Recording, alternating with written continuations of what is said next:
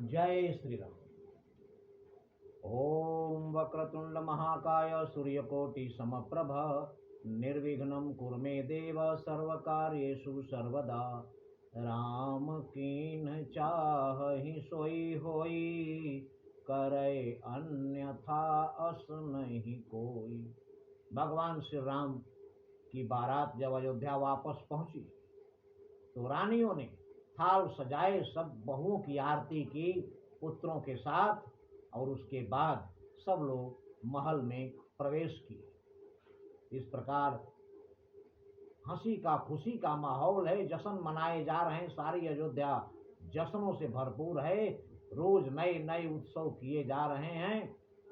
जब ते राम ब्याही घर आए, नित नव मंगल मोद बधाई। प्रतिदिन जश्न मोद मंगल उत्सव किए जा रहे हैं। पूरी अयोध्या मगन है, खुशियों में व्यस्त है। इस प्रकार खुशियां मनाते, अच्छे माहौल में रहते हुए भगवान श्री राम और माता जानकी के विवाह के बाद 12 वर्ष बीत गए। 12 वर्ष बीतने के बाद भगवान श्री राम और माता जानकी आपस में एक दिन विचार विमर्श कर रहे हैं। वर्ष 18 की सिया। प्रश्न ये है कि वनवास के समय भगवान श्री राम और माता जानकी की उम्र क्या थी। भगवान श्री राम माता जानकी से उम्र में 9 साल बड़े थे। तो गोस्वामी जी कहते हैं कि वर्ष 18 की सिया, 27 के राम, किन्हीं मन अभिलाष तब करनो है सुर काम। ये लोग दोनों लोग बैठकर विचार विमर्श कर रहे हैं कि खुशियां बहुत मना ली, दुनियादारी की सारी रस्में निभाई हैं, इसके बाद अब वो काम करना है जिसके लिए हम दोनों इस धरती पर आए। इस प्रसंग पर आपस में वार्तालाप हो रहा है और उधर विधि के खेल हैं। भगवान श्री राम जो चाहेंगे वही होगा। यहाँ तो विचार विमर्श चल रहा है, लेकिन उधर राजा दशरथ के यहाँ क्या हुआ। राजा दशरथ अपनी सभा में बैठे हैं और सभा में जाने से पहले महाराज दशरथ जैसे सब लोग अपने घर से तैयार होकर निकलते हैं, तब किसी सभा में जाते हैं। महाराज तो राजा हैं, तो अपने दरबार में उपस्थित होने से पहले हर तरह से सज धज कर तब दरबार में राजा लोग उपस्थित होते थे। वैसे महाराज दशरथ उपस्थित हुए, किंतु जैसे ही जाने के लिए दर्पण में अपना मुंह देखे तो देखे कुछ बाल सफेद हो रहे हैं, और सफेद बाल पहले भी लोगों को अच्छे नहीं लगे और आज भी, जबकि ये उम्र की निशानी थी। ये सत्य है कि आज के समय में किसी के भी बाल सफेद हो जाते हैं, ये वैज्ञानिक कारण है। इसलिए उस समय ऐसी बात नहीं थी, इसलिए उस समय का बाल सफेद होना एक बहुत बड़ी सूचना थी कि अब चौथापन आने वाला है। एक दिवस अचानक राजा ने दर्पण में अपना मुख देखा कुछ बाल सफेद हुए, चौथेपन को सम्मुख देखा।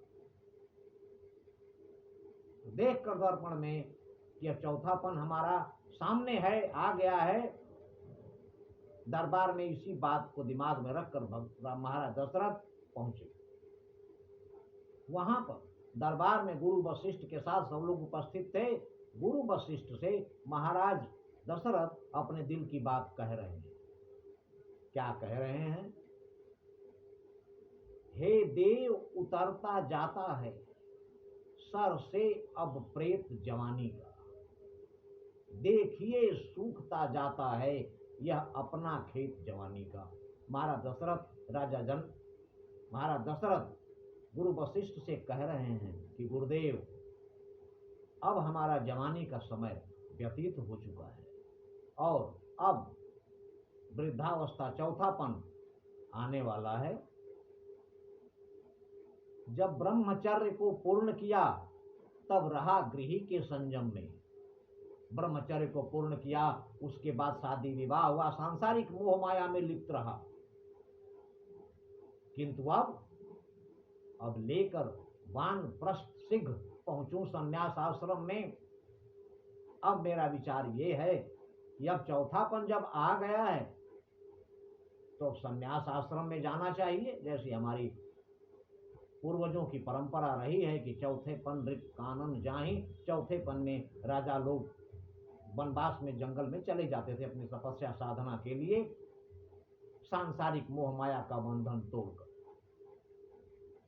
तो महाराज दशरथ जब उनसे वशिष्ठ जी से कह रहे हैं कि पिछले पुरखाओं के समान प्रभु मुझे तपोवन जाने दें, पिछले पुरखों की तरह मुझे भी तपोवन में जाने की आज्ञा दीजिए। हो गया राज्य के योग्य राम, उसको ही राज चलाने दें। और श्री राम राजा बनने के योग्य हो चुका है, इसलिए सारा राजपाट श्री राम को देकर मैं जंगल में तपस्या के लिए चला जाऊं, अगर आपकी आज्ञा हो तो। वशिष्ठ जी कह रहे हैं कि विचार अति उत्तम है आपका, लेकिन इसके लिए राज्य के प्रजा की अनुमति जरूरी है। राज्य की प्रजा जिसको चाहेगी वही राजा स्वीकार किया जाएगा, वही राजा बनेगा। महाराज दशरथ ने कहा कि अति उत्तम। उसके बाद महाराज दशरथ ने अयोध्या की प्रजा की एक सभा बुलाई। सारे दरबारी और प्रजा सब लोग उपस्थित हैं। उसके बाद महाराज दशरथ अपने मन के विचार भाव सबके सामने व्यक्त कर रहे हैं। और क्या कह रहे हैं, क्या विचार है महाराज दशरथ के भगवान श्री राम के बारे में, अयोध्या के भावी राजा के बारे में क्या निर्णय है महाराज दशरथ का, ये अगले वीडियो में।